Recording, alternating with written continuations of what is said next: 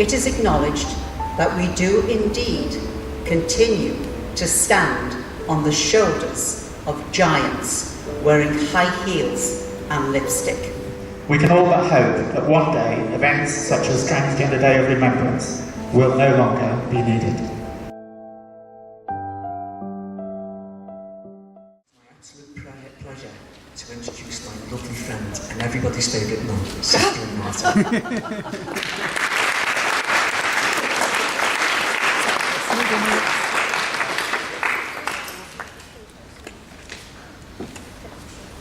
Well, here I am again. Can I just say one thing before I go into this? The young gentleman with the fantastic voice, I hope I can sort of change your view of these women in black. Okay? Not that bad, believe me.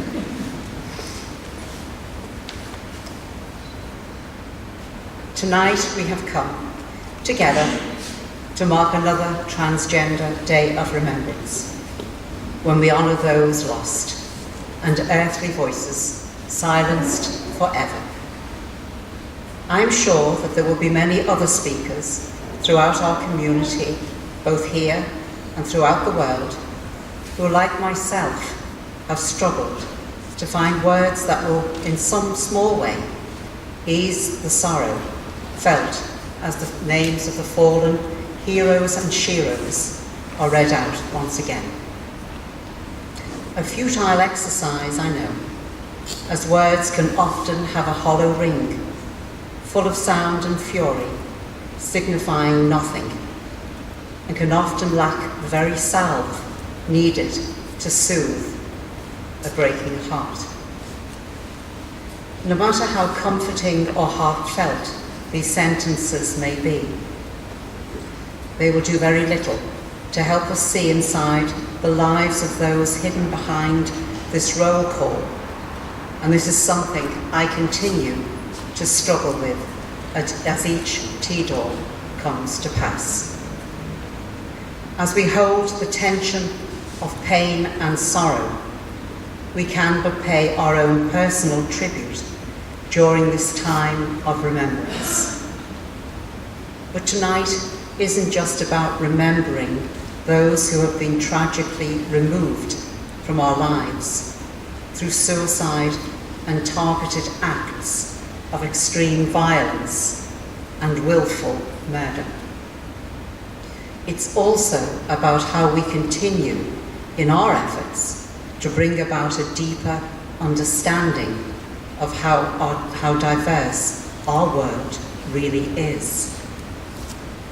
Billy Porter once said, "This unfinished business is the burden of the living." It is true that the struggle for full transgender recognition still rages, and here we are in 2019, still hearing the cries of a world given over to intolerance and injustice. And that's why the fight goes on. And we continue to campaign and educate using every tool in the gender box, even when we are met with counter-arguments.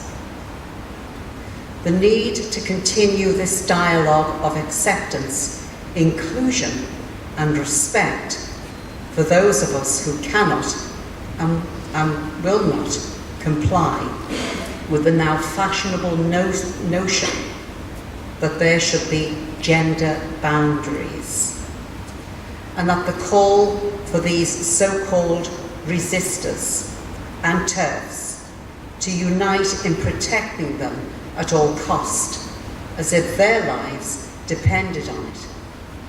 Well, I tell you, brothers and sisters, our lives depend upon it.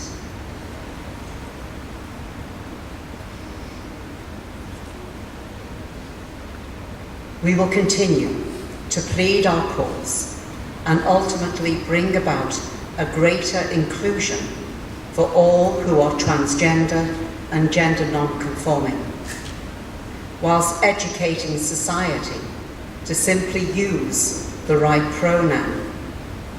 Because all too often we are met with a silence born of ignorance, excuses brought forth out of embarrassment, and we fall victim to random acts of violence, spurred on by a total disrespect for life in its many forms, with murder or suicide often being its only conclusion. Indifference to suffering will always be the product of evil intent. As we reflect once again on the ever-growing list of names and the tragic way in which they died, let us also remember that they were someone's child, brother, sister, mother, or father. A living, breathing human being with hopes and dreams for the future, with a deep longing for a time when they will fulfill their true potential and live lives as men and women with simply a transgender history. With respect to transgender history and the ongoing battle for recognition and subsequent human rights, I felt that I should recall once again the lives of two sheroes who have continued to illuminate the Trans Hall of Fame since the Stonewall riots. I speak proudly of Martha P. Johnson and Sylvia Rivera, the founders of STAR, Street Transvestites Action Revolutionaries. Two strong women who looked a challenge in the eye and gave it a wink. For much of our history, and even to this very day, black trans people have long been negatively impacted by gender discrimination. But these two ladies refused to be left out of the fight for equality from the very beginning. Martha P. and Sylvia were on the front line of the fight for trans rights as early as the 1960s, when the movement was just beginning to gain momentum. Marsha P. was celebrating her 25th birthday in the early hours of June 28, 1969, when the police raided the Stonewall Inn under the guise of selling alcohol without a license. When Martha P. and the other drag queens were hauled outside, suffering excessive violence at the hands of the police, the crowds that had gathered outside exploded. With heels aflame, Sylvia was the first to react and threw the immortal beer bottle that began the celebrated riot. It is acknowledged that we do indeed continue to stand on the shoulders of giants wearing high heels and lipstick. Martha P. Johnson was once asked what the P stood for. She replied, "Pay it no mind." When questioned about her gender, she would often use that very same phrase. This serves as an inspirational reminder that even when the world seems to be pitted against us, we must still find the strength and courage to stand up for what is right. And if others would try to stand in our way, as Martha would say, pay it no mind. Marsha also died at the hands of an unknown assailant. She was a woman of deep Christian faith and was often seen standing in a Catholic church lighting an abundance of candles to all the saints. The fact that we must continue to hold transgender days of remembrance stand as a testament to man's inhumanity towards man.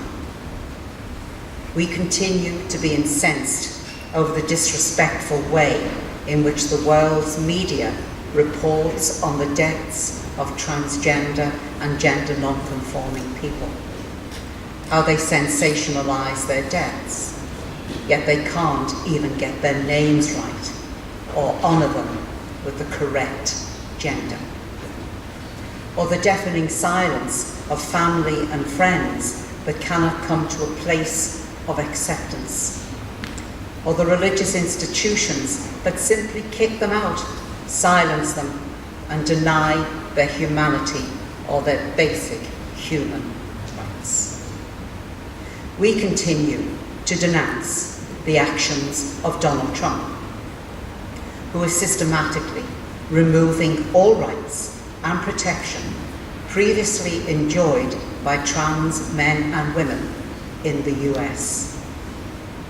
As we continue to mourn our fallen comrades, whose memory we honour this night, we will also pay tribute to the fact that they once loved, laughed, cried, celebrated, and no doubt danced like there was no tomorrow.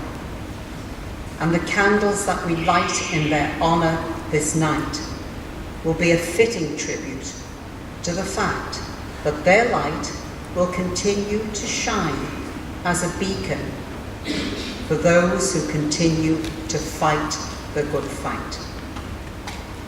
I would like to finish with words uttered by Octavia Saint Laurent of Poe's fame, who said, "Gays have rights, lesbians have rights, even animals have rights.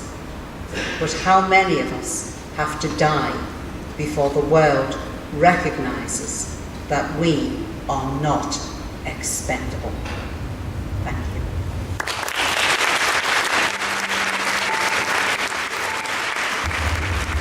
It is acknowledged that we do indeed continue to stand on the shoulders of giants wearing high heels and lipstick.